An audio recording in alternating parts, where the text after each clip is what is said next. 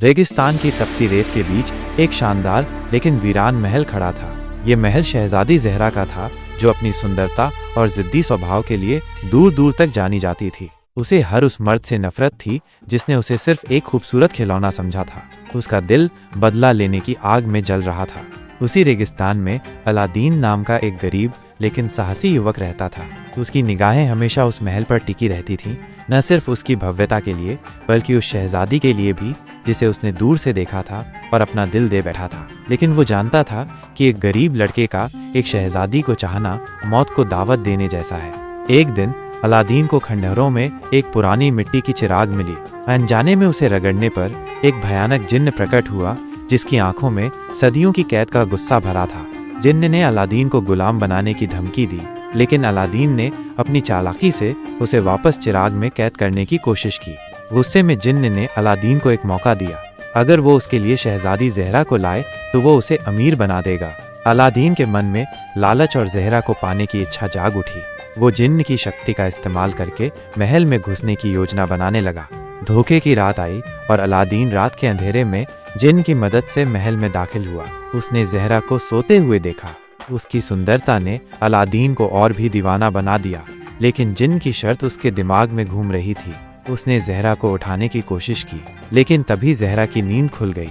उसने एक अजनबी को अपने कमरे में देखकर चीखना चाहा, लेकिन अलादीन ने उसे पकड़ लिया। नफरत और आकर्षण के बीच ज़हरा गुस्से से आग बूला हो गई। उसने अलादीन को धक्का दिया और चिल्लाई, तुम कौन हो और यहाँ क्या कर रहे हो? गार्ड्स। लेकिन अलादीन ने उसे बताया कि वो उसे नुकसान पहुँचाने नहीं आया है। उसने उसे जिन्न और उसकी शर्त के बारे में बताया।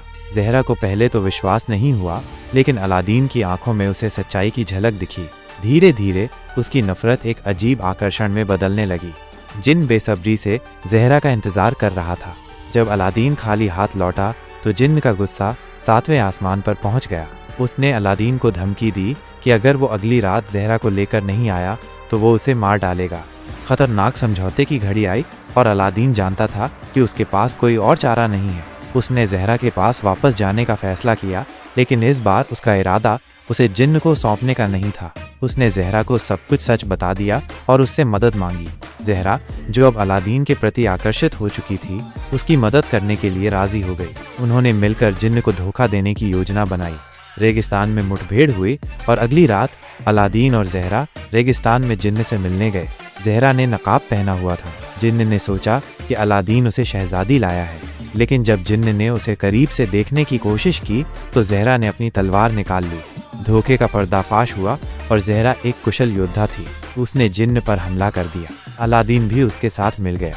जिन्न अपनी शक्ति से दोनों को उड़ाने की कोशिश कर रहा था, लेकिन ज़हरा की फुर्ती और अलादीन की चालाकी के आगे उसकी एक न चली।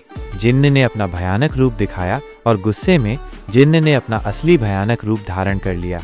एक विशालकाय दानव जिसके शरीर से आग की लपटें निकल रही थीं और जिसकी दहाड़ से धरती कांप रही थी।